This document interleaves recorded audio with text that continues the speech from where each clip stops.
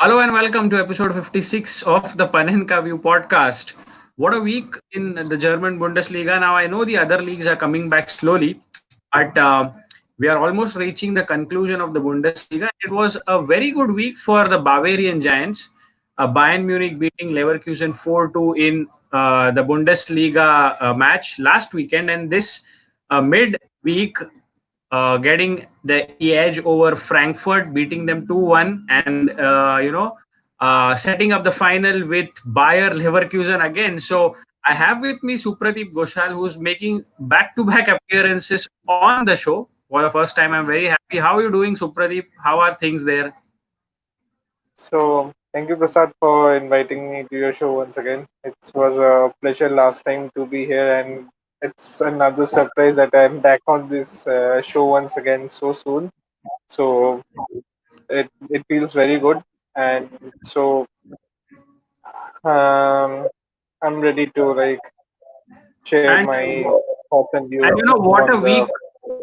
Yeah, and what a week for what a week for Bayern Munich. I mean, 4-2 winners over Leverkusen, keeping that 7 point lead at the top. We discussed last time how crucial the two games are against Leverkusen and Gladbach, and now you've got past one. You've come into the DFB Pokal final. Since the DFB Pokal final is so fresh, let's talk about that game versus Frankfurt. Were you nervous at some point after it became 1-1? Or were you confident about a victory?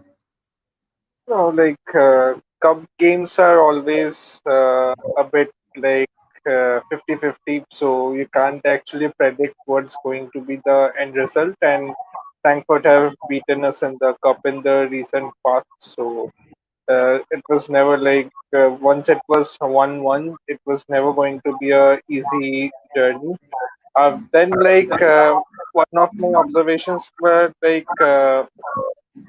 players were seemingly a bit tired and they were not pressing as much as they were in the past few matches. And Frankfurt, I think so, saw that change in our gameplay and they actually tried to use their physicality and like get their result at the other end. So that in the second half, it was obviously Frankfurt who had the better chances and the their gameplay seemed much more coordinated than it was of Bayern. Yeah. Bayern got and Bayern had a lot of opportunities in that first half. They could have gotten away with the game, especially the Lewandowski chance where he just missed it. It was a wonderful ball, and then suddenly it became 1-1. I remember telling my friend on Facebook, that it's 1-1, and the moment I log in again, it's 2-1. That's I saw a lot of heat on Twitter as well regarding the dirty tactics that Frankfurt employed, and Kimmich was bleeding. By the way, was that an intentional step over on his head? What do you think of that? Was it I intentional? think it was slightly because at the last moment, his foot seemed to just drop down a bit, which makes it seem like intentional. But then we have to give the benefit of the doubt to the player out there. I don't think so. No player would be wanting to cause such an injury to the other players on the field. So I give the benefit of Yeah. doubt to Dominic Ford. Yeah, so a DFB Pokal final with Bayer Leverkusen on 4th of July. That is the week after the Bundesliga season ends. And that brings me to the last game week, the last match day of Bundesliga 30, where Bayern overturned that 1-0 deficit and completely blew away the Leverkusen side. What did you think about that game? And especially there are a very few times that the Hansi Flick side goes 1-0 down. I think you can count them on the fingers. But what did you make of that game, Supradeep? So basically, Leverkusen were good in the opening minutes. Like in the opening minutes, it was going both ways. It was a 50-50 game until the first goal.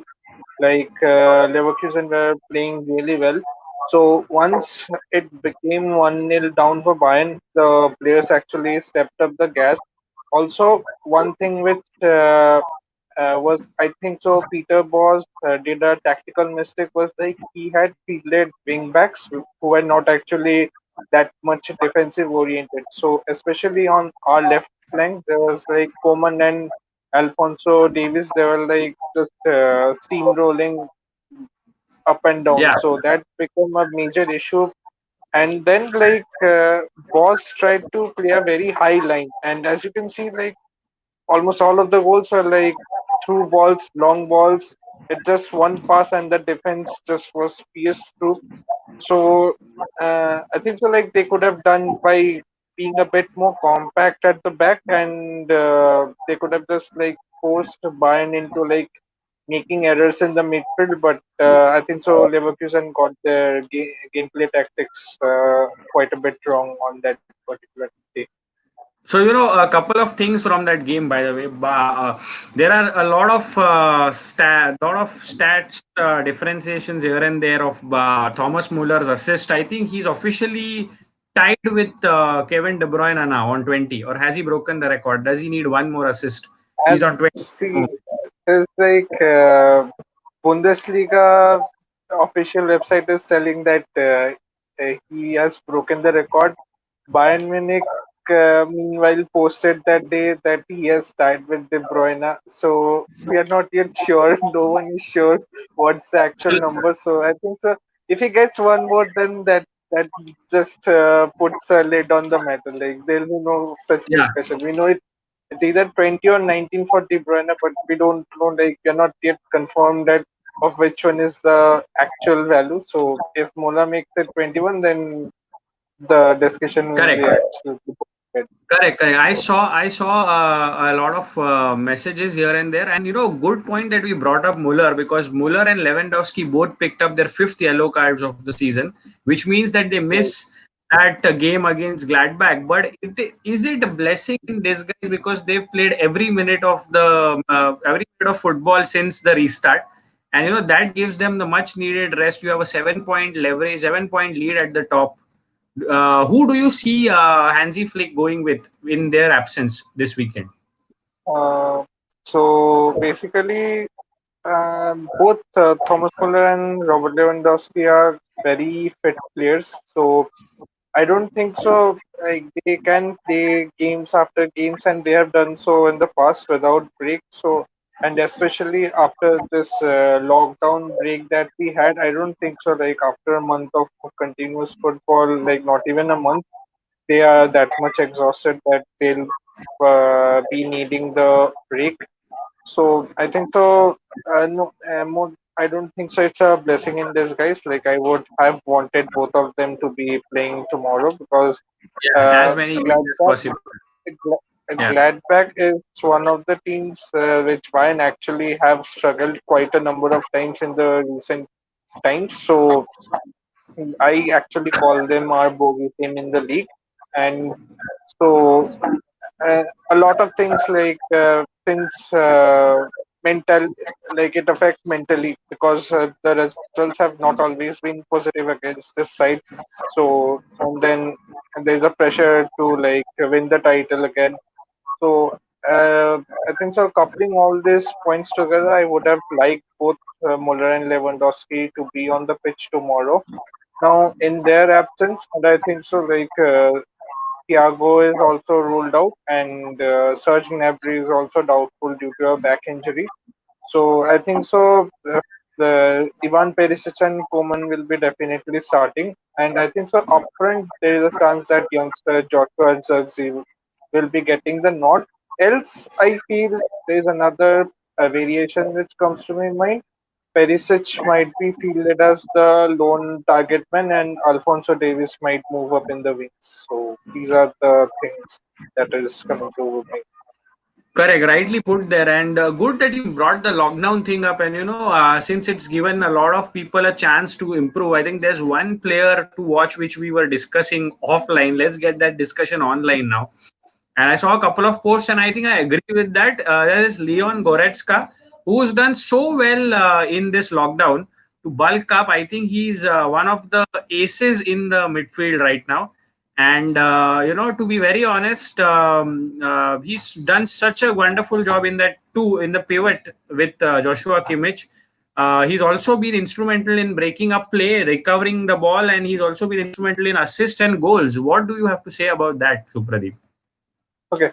So actually, to be very honest, before the lockdown, Jon Goretzka was one of the players whom I liked the least. So I in fact rated Corentin Tolisso higher than Jon Goretzka till the lockdown. So uh, to put in that into perspective. So after the lockdown, he has definitely been a revelation, and like in the double pivot in the midfield along with Kimmich, he is basically using his physicality to just like make challenges against players. He's also like, as you mentioned, yes, breaking the passes, and he's also initiating the attacks. Uh, he's not the most technically decent player, because obviously Thiago and Joshua Kimmich are better on the ball than him. But like he's now like Hansi Flick has been able to identify how to get the better results out of him, and Jon Goretzka is paying back that trust on the field. So it's a good news for us Bayern fans. Oh, very. It's just like 2 weeks to go for the Bundesliga to end. 4 games remaining, and the top four race, as we say, even the results. If you look at the results of match day 30, Leipzig dropping 2 points, drawing that their game. Gladbach dropping 3 points. They lost against Freiburg, and Borussia Dortmund just held on, to that solitary goal against Hertha Berlin. What I would love to do is since this weekend Bayern play Gladbach, you have a 7 point lead. Mathematically, I think 2 wins away from reclaiming the Bundesliga crown for the 8th consecutive season in a row. And you've mentioned very clearly, how. A bogey team Gladbach is. What does Hansi Flick do now with like let's talk about a few more players, Supradeep. Let's talk about Alaba and Jerome Boateng. And do you see Lucas Hernandez starting tomorrow? I think so. There is a chance because uh, we are short of players up front and we are short of players in the midfield. So there is a chance either Alfonso Davis might be moving up in the wings, or there is another variation that is coming to my mind that uh, David Alaba might be moving to the midfield. Like for Austria in the national team, he plays in the midfield, so he's also seasoned out there. That's how important and good his versatility is. So once we move either of these two players somewhere upward in the field, we are freeing up one slot in the defense. So I think so that might give Lucas Hernandez a chance. And since he has been suffering from recurring injuries, I think so. More minutes of the on the field is necessary for him to get his form back. I mean, training sessions are okay, but then like unless and until you're not playing the actual match, you actually don't gel in and get into the group. So I would expect Lucas Hernandez to start tomorrow. Definitely. So, a brilliant week for Bayern Munich, and what a win tomorrow night! What a difference that can make, that will put Bayern Munich one win away from reclaiming their Bundesliga crown and making it 8 titles in a row. For our listeners who are and for our viewers who are watching this now, and for our listeners who are going to tune into the audio, match day 29 happened this way. I mean, like I said, Gladbach losing 1-0 to Freiburg. Bayern Munich beating Leverkusen away 4-2, overturning that one goal deficit, and Leipzig dropping points again. 10-man Leipzig 1-1 against Paderborn, and Dortmund holding on to their one goal, 3 points against Hertha Berlin. Supradeep, this weekend there's Dusseldorf versus Dortmund, and there's Bayern versus Gladbach, which we have already discussed. There's Schalke versus Leverkusen. Now, I love this predicting game by the way, and 4 games to go, 7 point lead at the top. It looks like Bayern and Dortmund will be 1 and 2. Um, that scramble for the third and fourth position. I mean, Wolfsburg are it's difficult for Wolfsburg, but do you see Leverkusen or Gladbach, because both of them are tied on points now, and even Leipzig are dropping points at home I consistent. so I think so. Like after last week's result, I had expected Gladbach to move up in the table, but since they lost, it kind of puts them in a tricky situation right now. So presently, I think so. Leverkusen have the upper hand, in my opinion. But then football is a very unpredictable game, so you So never get to know until the 90 minutes are over. yeah, so wonderfully put there, Supradeep. Crisp, and as wonderfully described podcast. I would like to say, under 20 minutes, any time is a blessing, and I'm sure the listeners are going to love this as we do it week by week. So 4 games to go in the Bundesliga, and then that one DFB Pokal final, which is on the 4th of July, could see Bayern lift another double, and we still don't know about the Champions League. So potential treble is at stake. And thank you, Supradeep, for once again joining me. Friday nights are becoming Bundesliga podcast nights, by the way, and it's a pleasure to have you on the show. So for our listeners, do tune in tomorrow to the Bundesliga, and for football fans, very important announcement. You know that Juventus versus Milan is tonight in the Coppa Italia semi-final, the second leg. So tune into that as well. Until next time, this is host Prasad signing up with Supradeep on this episode of the Panenka View podcast. Thank you, Prasad.